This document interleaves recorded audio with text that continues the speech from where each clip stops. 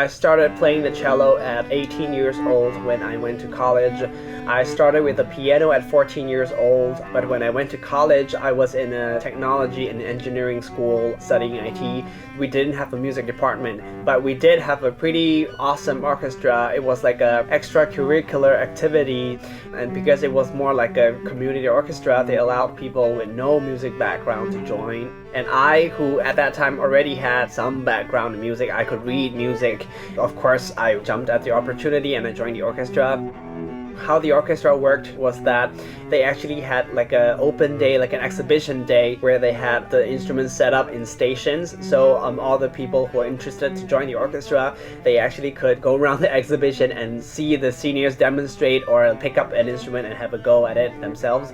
And I think I went to all of the stations, but when I stopped at the cello station, it was just one senior, one girl. She was just sitting there quietly with a cello and she was just sawing away. I don't even remember what she was playing anymore, but she was playing like an assortment of music, and I was just mesmerized seeing how focused she was, just playing the world away. She was like in her own bubble, and I don't think she even noticed that I was watching her play until she like finished the song. She looked up, she's like, "Hey, welcome to the station." I had to go at it, and I ended up picking the cello because of her. I actually told her that I'm picking the cello because of you.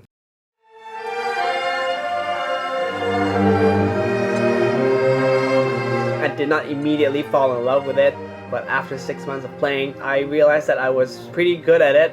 I played the piano for 4 years, and I never got as good as I got at the cello after playing just 6 months. So 6 months later, I decided I want to jump into this. I really love this so much.